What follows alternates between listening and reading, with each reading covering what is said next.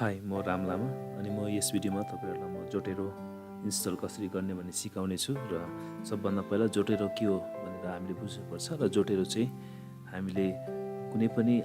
Article लेख्दाखेरि अथवा assignment लेख्दाखेरि अथवा कुनै पनि पेपर प्रेजेन्टेसन गर्नु छ अथवा पेपर लेख्छौँ भने चाहिँ हामीले त्यसमा कतैबाट साइटेसन गरेको हुन्छ अथवा कहीँबाट आइडिया ल्याएको हुन्छ र त्यसमा आइडिया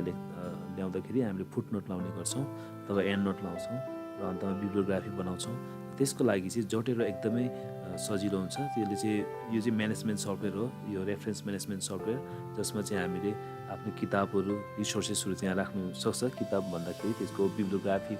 एन्ड नोट फुटनोटहरू इन्फर्मेसन राख्नु मिल्छ र हामीलाई जब चाहिन्छ तब माइक्रोसफ्ट वर्ड खोल्दाखेरि हामीले माइक्रोसफ्ट वर्ड खोलेर अनि त्यसमा हामीले आफूले चाहेअनुसार स्टाइलमा जस्तो टुराबियन चाहिन्छ कि एमएलए चाहिन्छ कि एपिए चाहिन्छ कि हाम्रो आफ्नो इच्छाअनुसार चाहिँ हामीले फुटनोट राख्न सक्छौँ। त्यो कुरो चाहिँ म यसमा यो भिडियोमा सिकाउने छु र म स्टेप बाई स्टेप सिकाउने छु र मैले जोटेरो चलाइरहेको थिएँ तर मैले अहिले अनइन्स्टल गरिसकेको छु र अब म एकदमै फ्रेस इन्स्टल गर्न गइरहेको छु र त्यसको लागि चाहिँ हामी आफ्नो ब्राउजर खोल्नुपर्छ र त्यहाँ हामीले टाइप गर्नुपर्छ जोटेरो टाइप गरेर इन्टर गरौँ र यहाँ लेखेको छ Zotero is a free and open source reference management software है। जोटेरो चाहिँ एकदम फ्री छ, पैसा लाग्दैन, open source reference management software हो। हामीले जसमा चाहिँ आफ्नो रेफरेन्सहरू म्यानेज गर्न सक्छौँ to manage bibliography data and related research materials है। हामीले यो गर्न सक्छौँ, यो चाहिँ फ्रीमा छ। अनि यसलाई इन्स्टल गर्नको लागि चाहिँ हामी जोटेरोमा जाउँ। यहाँ अलरेडी अप्सन त छ, यहाँ इन्स्टल द जोटेरो करेक्टर भन्ने छ, हामी यहाँ डाउनलोड पनि भन्ने छ, तर हामी यहाँ जाउँ अहिले है यसको मेन होम पेजमा। अनि होम पेजमा जाँदाखेरि यहाँ हामी पाउँछौँ your personal research assistant Zotero is a free easy to use tool to help you collect organize cite and share research. यसको भन्नु मतलब यहाँ हामी पाउँछौँ कलेक्ट पनि गर्न सक्छौँ हामी, प्लस हामीले त्यसलाई सेयर पनि गर्न सक्छौँ आफ्नो साथीहरूसँग। यदि हामीसँग धेरै रेफरेन्स छ अनि साथीलाई चाहिएको छ भने चाहिँ हामीले त्यो रेफरेन्स चाहिँ हामी साथीलाई सेयर गर्न सक्छौँ। र यो चाहिँ म्याकको लागि पनि छ, विन्डोको लागि पनि छ, लिनक्सको लागि पनि छ। यो तिनटै प्लेटफर्ममा हामी यसलाई इन्स्टल गर्न सक्छौँ र अहिले मैले विन्डोज युज गरेको कारणले गर्दा म विन्डोजको लागि डाउनलोड गर्छु र यदि मैले यहाँ डाउनलोड क्लिक गरेँ भने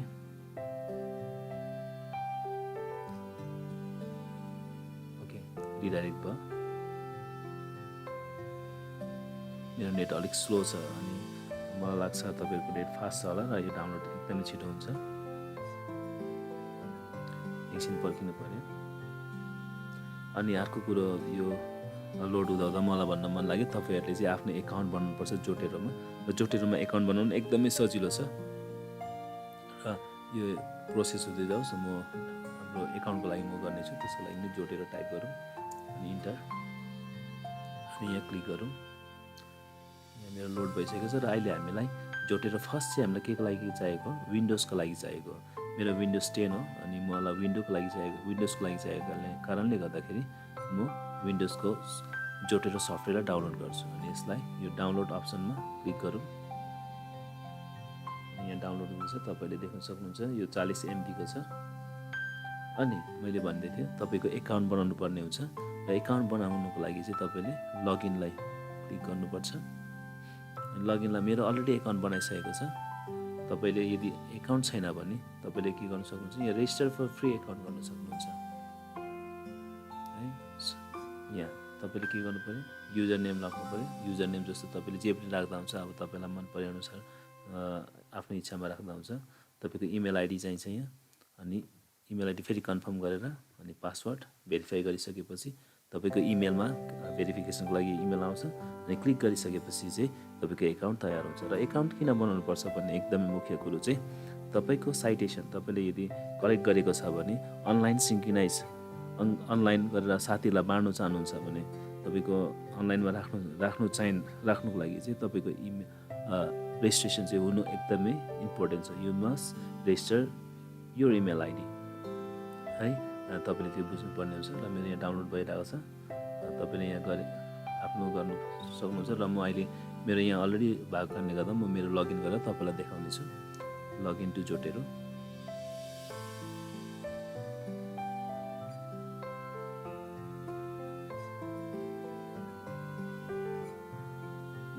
छ 3 मिनेट लेफ्ट जोटेरो एकदमै सजिलो छ अनि यहाँ अर्को छ कनेक्टर भन्ने जोटेरो कनेक्टर यो चाहिँ के छ हामीले आफ्नो क्रममा हैन राख्न मिल्छ यसले चाहिँ के गर्छ भने जब हामीले कुनै पनि बुक चाहिन्छ भने त्यसको लागि चाहिँ म अर्को पार्ट भिडियो बनाउने छु र तपाईहरुले त्यो भिडियो हेरेर फलो गर्न सक्नुहुन्छ तर यस भिडियो मेन चाहिँ इन्स्टल कसरी गर्ने हो भन्ने सिकाउने छु It is taking long time since I have very weak internet today. आज 21 तारिक हो र महिनाको अन्तिममा जहिले पनि बायोनेटको नेट स्लो हुँदै जान्छ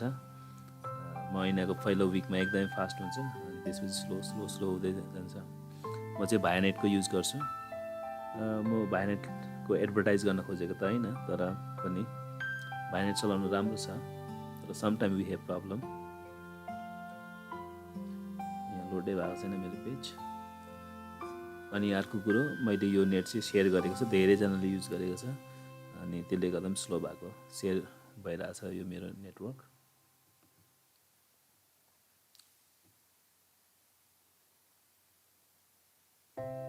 It's taking time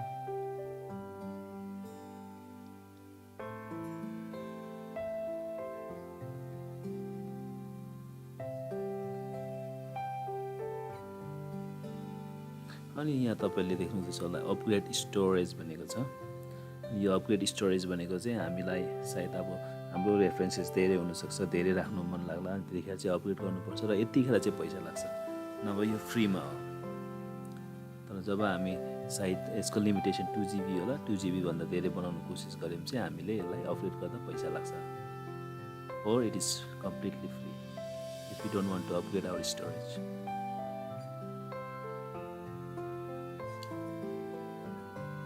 Okay, 5 seconds left.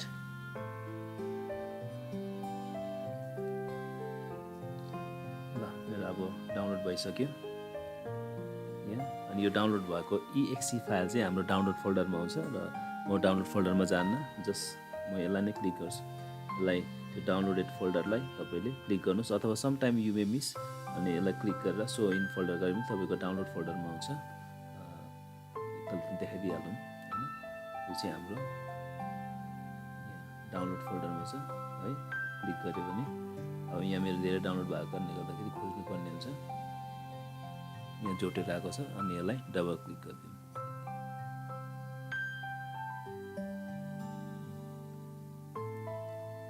एक्सट्र्याक्टिङ यो अहिलेसम्म लोड भएको छैन ओके अनि यहाँ सोध्छ Do you want to allow this app to make changes to your device? अनि सायद मेरो स्क्रिनले रेकर्ड गरेको छैन होला यो कुरो चाहिँ अनि त्यो आउँछ त्यो do you want to allow this app to make changes to your device भन्दाखेरि हामीले yes भन्नुपर्ने हुन्छ तपाईले नदेखे तापनि मैले पढेर सुनाएको छु र yes भन्नुपर्ने हुन्छ yes गरेपछि यसरी आउँछ welcome to Zotero setup wizard अनि यो भनेपछि click next to continue next अनि आई वान्ट स्ट्यान्डर्ड हैन कस्टम नगर्ने Zotero will be install with the most common option अनि हामीले स्ट्यान्डर्ड गर्दिनेलाई नेक्स्ट अनि यो चाहिँ के जान्छ सी ड्राइभको प्रोग्राम फाइल्सको 86 भन्नेमा फोल्डरमा जान्छ यो भनेको चाहिँ हाम्रो माइ कम्प्युटरमा गएर सी ड्राइभमा जाँदाखेरि यो फोल्डरमा आएर त्यो इन्स्टल हुन्छ प्रोग्राम फाइल्स इन्टु 86 मा यो भनेछ okay I want here no problem just install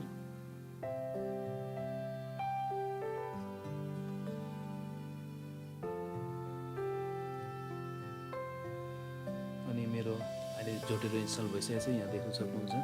अनि लन्च जोटेरो नाउ भन्दैछ अनि यस प्रकारले हामीले जोटेरोलाई इन्स्टल गर्न सक्छौं र धेरै इजी छ इन्स्टल गर्नको लागि अनि यसलाई ओपन गरी हेर्नु त